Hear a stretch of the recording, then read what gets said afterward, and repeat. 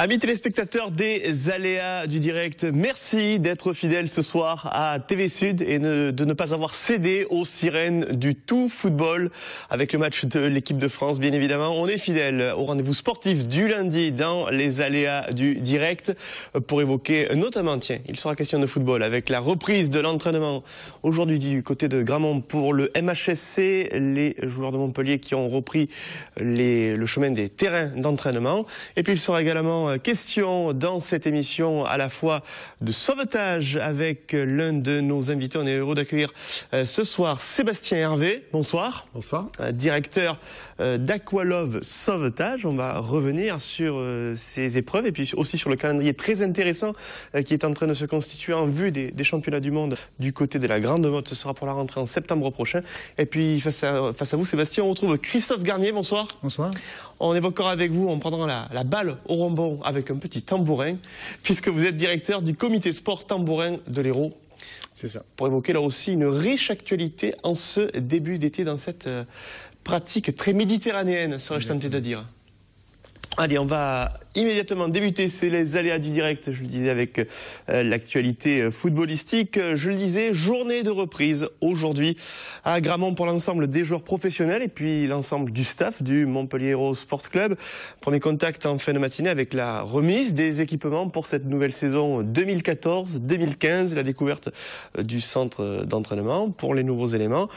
D'autres arrivées sont attendues dans les prochains jours. On évoque bien évidemment les nouveaux joueurs comme Bérigaud, comme Lasne, arrivée d'un défenseur axial droit très prochainement. Côté départ, Morgan Sanson devrait quitter le MHSC au même titre que Rémi Cabella et de Benjamin Stambouli.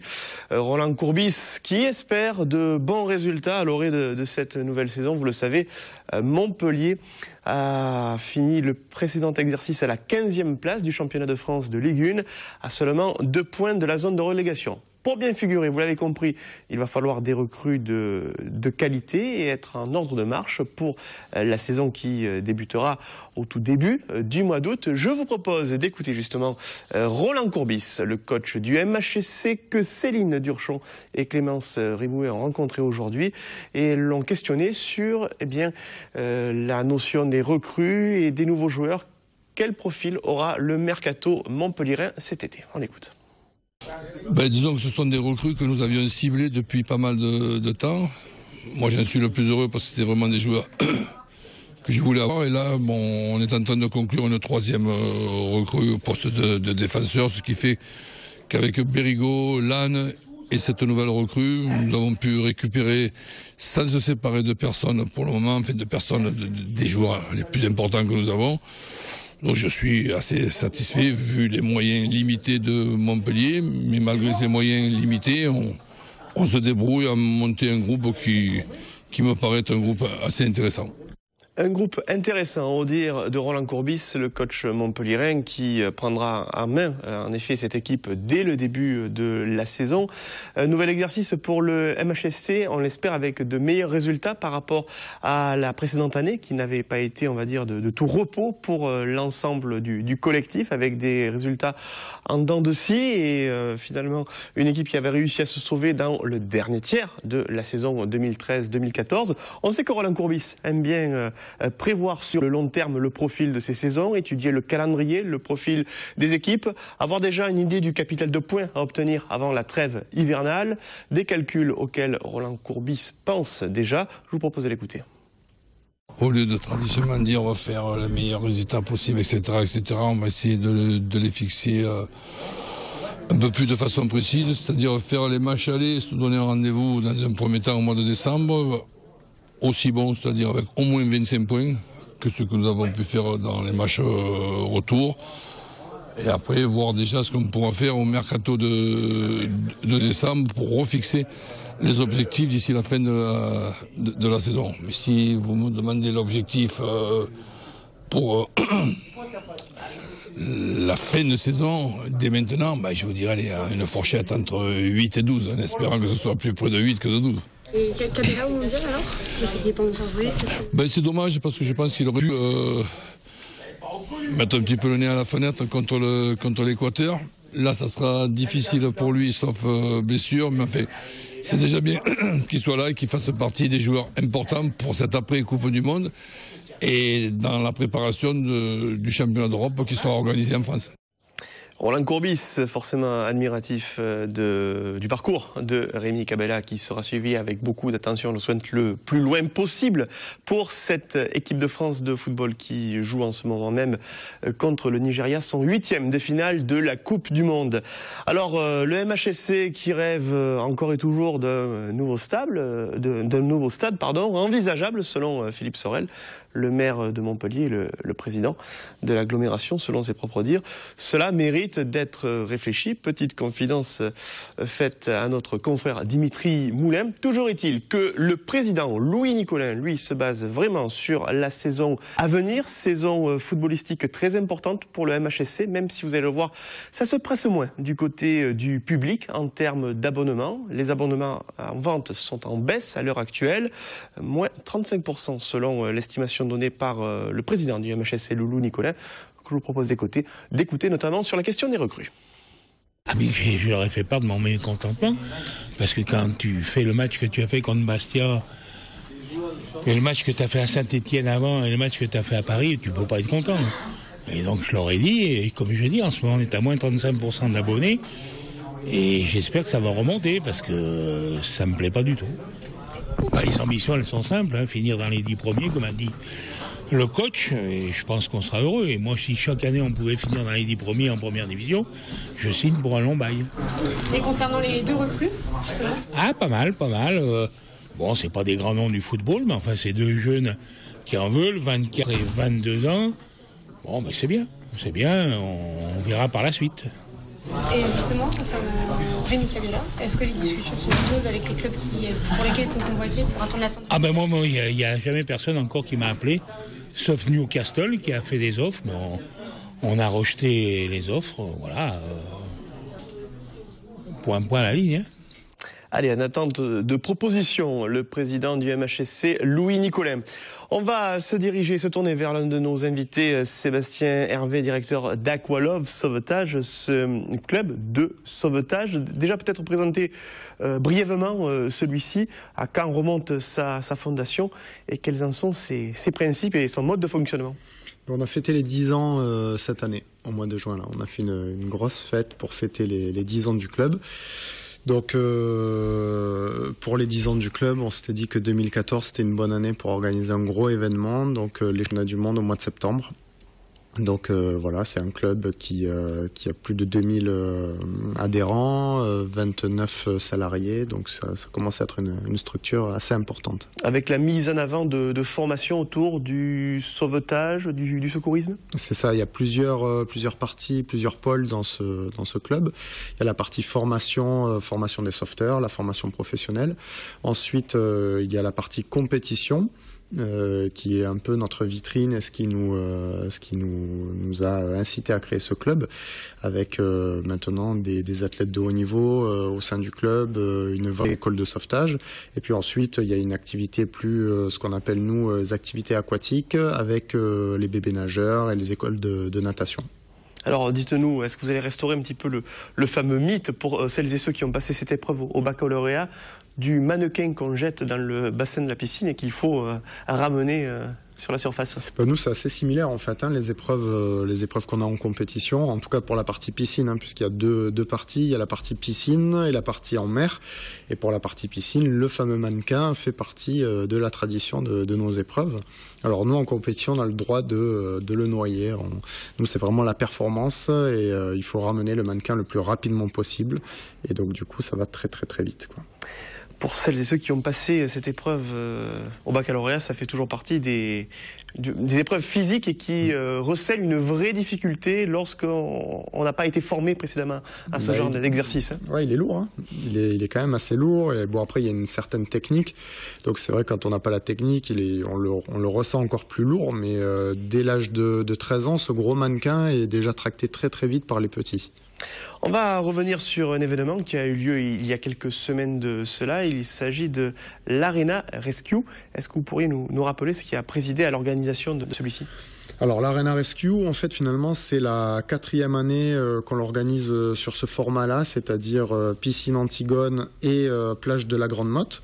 Et c'est une véritable répétition pour nous, pour l'organisation des championnats du monde. Donc la Fédération française de sauvetage et de secourisme à laquelle on est affilié nous a confié cette organisation et ça nous a permis de monter en puissance avec des bénévoles qui se sont habitués à cette organisation. C'était le but.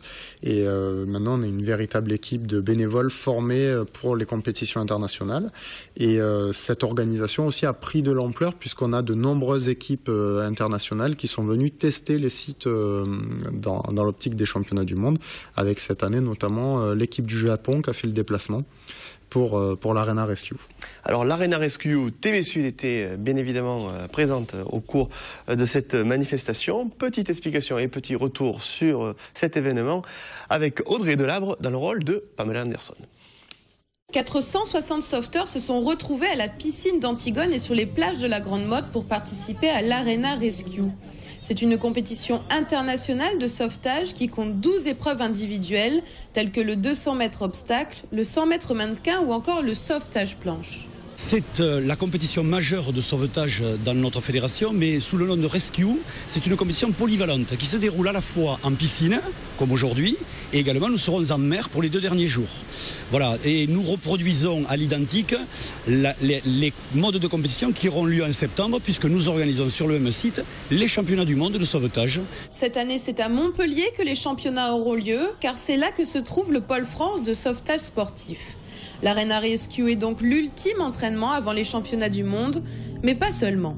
Les enjeux, c'est faire la sélection pour les équipes de France, parce qu'elle se fait en 2 étapes, une au championnat de France et une à l'Arena Rescue. Et à la fin de l'Arena, on saura qui va participer au championnat du monde. Il y a des minima à faire, des temps, et il faut faire partie des 6 meilleurs athlètes de la fédération en fait. Il y a 2 ans, l'équipe de France avait décroché la 3e place au championnat du monde. Cette année, les Français visent de nouveau le podium. Alors, ce podium, il est toujours dans l'optique du possible ou est-ce qu'on peut faire mieux que la 3e place? On peut faire mieux que la 3e place, on peut faire pire aussi. Donc déjà viser le podium, c'est un bel objectif. L'équipe de France a vraiment une très très belle équipe constituée de spécialistes de la partie piscine. Donc il y a vraiment toutes les chances qu'on soit sur le podium comme en 2012 avec l'Australie et la Nouvelle-Zélande. Maintenant, il y a les Italiens qui sont très très très forts. C'est des gros nageurs. Et ensuite, il y a l'Afrique du Sud aussi, qui est assez forte sur la partie en mer. Le panel est assez ouvert, en fait, au niveau des nations étrangères. Le panel est assez ouvert. Et puis, il y a tellement d'épreuves qu'il y a beaucoup de chances de faire d'être disqualifié sur certaines épreuves, ce qui fait perdre beaucoup de points. Mais bon, voilà, il faut être confiant. Et je pense que l'équipe de France, en plus, en étant à domicile, et à Montpellier, a toutes les chances d'être porté par les supporters et faire un très beau résultat. C'est un plus sans nul doute. J'ironisais tout à l'heure sur le don d'une héroïne d'Alerte à Malibu, mais selon vous, qu'est-ce qui a popularisé aujourd'hui cette discipline dans sa pratique vraiment purement sportive ? Je pense que c'est le travail que la Fédération française a fait depuis quelques années, depuis maintenant 5-6 ans, où avec les résultats des athlètes a permis d'obtenir le statut de sport de haut niveau. Le fait d'avoir des athlètes reconnus athlètes de haut niveau, ça a permis aussi d'avoir de meilleurs résultats au niveau international, donc ça a fait boule de neige. Et puis nous, localement aussi, ça fait 10 ans qu'on travaille énormément au développement du sauvetage, en organisant des événements comme l'Arena Rescue, en ayant des athlètes de très haut niveau. Donc tout ça a fait que ça s'est développé énormément sur Montpellier et la région, mais sur la côte atlantique aussi depuis des années. Vous sentez également que le grand public est plus sensibilisé aujourd'hui justement à cette question du sauvetage ou plus généralement des premiers soins ? Sur Montpellier, la région, oui. On sent que beaucoup de monde connaissent le club Aqualab Sauvetage, donc beaucoup de monde connaissent le sauvetage sportif, ça c'est indéniable. Maintenant en France, je serais plus modéré.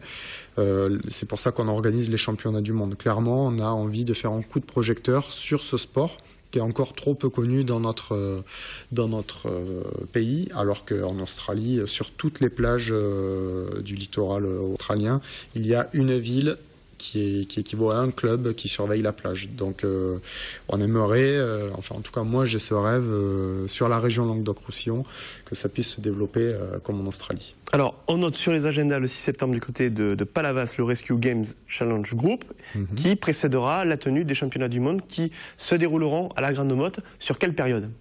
Alors c'est vrai que là vous parlez des Rescue Games, en fait autour des championnats du monde on fait tout un tas d'événements.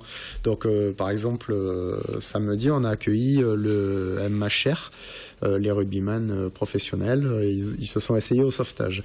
Donc c'était très enrichissant pour eux et pour nous, on a passé vraiment un très beau moment. On organise... Et c'est transformé ou pas ? Et c'est vraiment transformé puisqu'il y en a qui étaient vraiment très adroits, en plus il y avait des vagues, donc ils ont pu tester le surf avec les planches de sauvetage. Ensuite, au mois d'avril, on a organisé une grosse opération qui s'appelait Learn to Swim avec la Fondation Charlène de Monaco, où on a appris à nager à plus de 100 enfants. Ensuite, au mois de septembre, il y a les Rescue Games équipes où il y aura les challenges de la presse, challenges des collectivités, où d'ailleurs TV Sud est invité pour participer à cet événement. Et ensuite, on aura effectivement le 7 septembre la traversée à la nage dans le canal de Palavas avec tous les étrangers qui seront déjà présents pour les championnats du monde. Et enfin, les championnats du monde qui iront du 14 septembre jusqu'au 29 septembre avec plusieurs compétitions pendant cette période. Les masters, les plus de 30 ans, les équipes nationales et les interclubs. Et on sera bien évidemment présent pour cet événement. Merci Sébastien Hervé. Je me tourne vers vous, Christophe Garnier.